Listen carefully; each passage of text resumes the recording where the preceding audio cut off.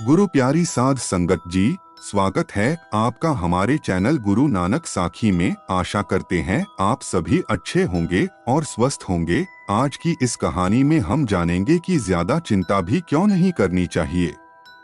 तो चलिए ज्यादा देर ना करते हुए आज की यह कहानी शुरू करते हैं। एक गांव में एक किसान था जिसे एक बहुत ही बुरी आदत लग चुकी थी और वह आदत थी बेवजह चिंता करने की। वो हर समय किसी न किसी चीज की चिंता करता ही रहता। वो हर समय सोचता रहता कि कहीं मेरे साथ कुछ गलत ना हो जाए, जबकि उसकी जिंदगी में अभी तक सब कुछ ठीक ही चल रहा था। उसके पास एक बद्धा सा खेत था जिसमें अच्छी खासी फसल हो जाती थी। खेती करने के 2 बैलगाड़ियां थी और एक अच्छा घर था। एक पत्नी और 2 प्यार बच्चे थे, लेकिन फिर भी वह किसी न किसी अनहोनी के बारे में सोचकर बेवजह चिंता करता रहता।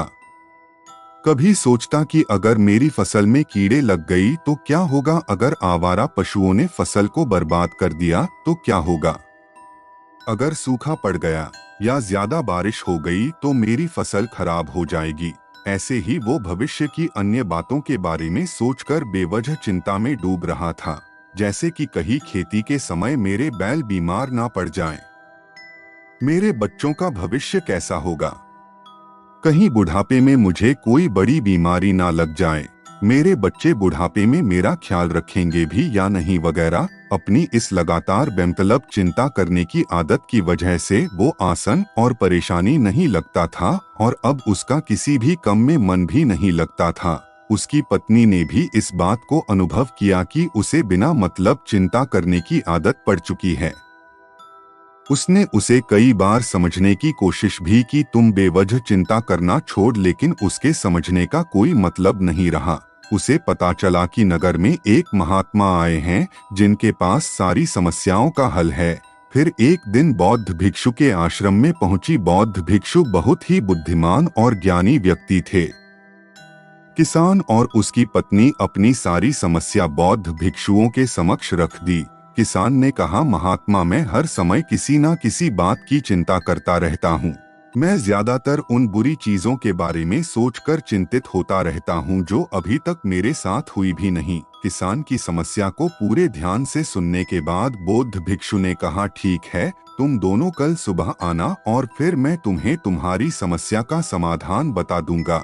अगली सुबह जब किसान और उसकी पत्नी बौद्ध भिक्षु के आश्रम में पहुंचने हैं तो देखते हैं कि बौद्ध भिक्षु बहुत ही चिंतित अवस्था में जमीन पर पालथी मारकर बैठे हुए हैं और उनके सामने एक दूध से भरा गिलास रखा हुआ है। बौद्ध भिक्षु बार बार उस दूध के गिलास की तरफ देख रहे हैं और फिर कभी अपना हाथ अपने सर पर रखते तो कभी जमीन पर। वह बहुत ही चिंतित और बेचैन दिखाई पड़ते थे। यह देखकर किसान ने पूछा, महात्मा, आप इतने परेशान क्यों लग रहे हैं? आपके समक्ष दूध रखा है, आप इसे पी क्यों नहीं लेते?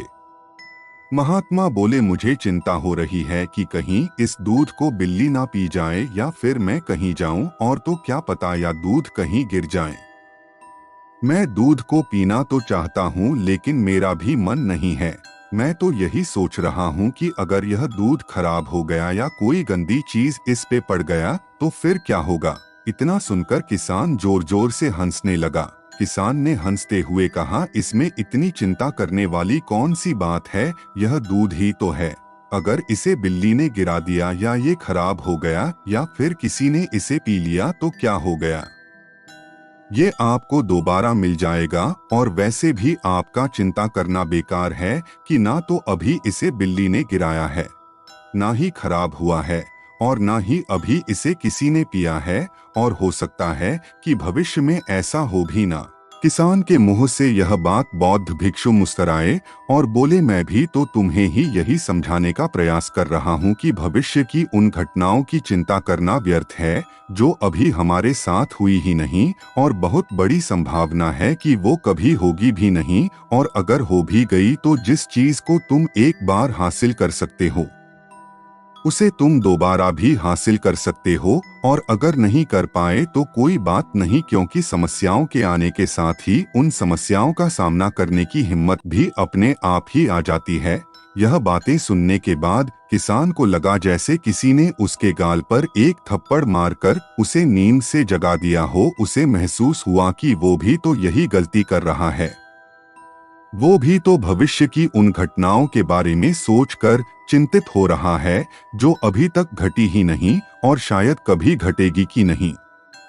वो और फिर बौद्ध भिक्षु के चरणों में गिरा और कहने लगा, इतनी आसान में मुझे मेरी गलती का एहसास करवाने के लिए आपका बहुत बहुत धन्यवाद और मैं आज से पूरा प्रयास करूंगा। मैं बेवजह चिंता करना बंद कर दूंगा। जापान में एक लोकप्रिय कहावत है, अगर तुम चल रहे हो तो सिर्फ चलो, अगर तुम खा रहे हो तो सिर्फ खाओ, लेकिन एक समय में सिर्फ एक ही कम करो, चिंता न करो। इस लोकप्रिय कहावत के अर्थ ने मुझे हैरान कर दिया था और सच कहूं तो मुझे ऐसा लगता है कि कहावत के अर्थ में ही वो राज छुपा है, जिसे अगर किसी ने अच्छे से समझ लिया और अपने जीवन में उतार लिया तो वो चिंता के बंधन से ही हमेशा हमेशा के लिए मुक्त हो जाएगा। इस कहावत के अर्थ के बारे में हम आगे बात करेंगे, लेकिन उससे पहले देखते हैं कि हमारे दिमाग में इस तरह के विचार ज्यादा चल रहे होते हैं। पहल, क्या मैंने यह काम सही से किया? दूसरा, क्या मैं इसे और बेहतर कर सकता था? तीसरा, इसका परिणाम क्या होगा? और चौथा, लोग मेरे और मेरे काम के बारे में क्या सोच रहे होंगे? ये ऐसे कुछ विचार हैं जो हमारे दिमाग की सिस्टम में ज्यादातर समय चलते रहते हैं, लेकिन हमें पता नहीं चलता क्योंकि हमने इन विचारों के साथ जीना सीख लिया है और हमारा दिमाग काम भी ऐसे ही करता है कि अगर हमने इसे किसी काम को कई बार करवा लिया तो फिर यह उसे अपनी आदत बना लेता है और फिर हमारे चाहे बिना भी उसे काम को करने का प्रयास करता है। शुरुआत में तो हम किसी भी काम को अपनी इच्छा से पूरे होशोहवास में करते हैं, लेकिन बाद में वह हमारी आदत बन जाता है और फिर हम बस बेहोशी की हालत में बिना सोचे समझे उस काम को करते चले जाते हैं। जब एक बच्चा छोटा होता है तब उसे पता नहीं होता कि चिंता क्या है, लेकिन जैसे ही वो बड़ा होता है माँ बाप कहना शुरू कर देते हैं, बेटे आपको होमवर्क करना है, आपको उसकी चिंता नहीं हो रही, आपकी एग्जाम आने वाले हैं, आपको उसकी चिंता करनी चाहिए। और ऐसे ही न जाने कितनी सारी चीजों के लिए बच्चों के आसपास के लोग उसे चिंता करने के लिए कहते हैं और वो छोटा बच्चा इस बात को मान लेता है। यह अच्छा, किसी भी काम को करने के लिए हमें उसकी चिंता करनी पड़ जाती है और फिर वह भी किसी काम की घटना के बारे में बार बार सोचने लगता है। शुरुआत में तो वो यह कम जानबूझकर करता है, लेकिन धीरे धीरे उसका मन इसे अपनी आदत बना लेता है और फिर ना चाहते हुए भी उसका मन एक ही विचार के बारे में बार बार सोचता रहता है और फिर वह अपनी पूरी जिंदगी चिंता के इस जाल में फंस कर रह जाता है। लेकिन अब प्रश्न यह उठाता है कि इसका समाधान क्या है? तो इसका समाधान है ऊपर बताई गई जिन कहावत का अर्थ यानी जागरूकता। हमें अपने विचारों के प्रति जागरूक होना पड़ेगा। हमें थोड़ी देर रुककर इस बात पर ध्यान देना होगा कि कहीं हम ना चाहते हुए भी एक ही घटना के बारे में तो बार बार नहीं सोच रहे हैं। हमें पूरी जागरूकता के साथ यह देखने का प्रयास करना होगा कि पूरे दिन हमारे अंदर इस तरह के विचार उठाते रहते हैं।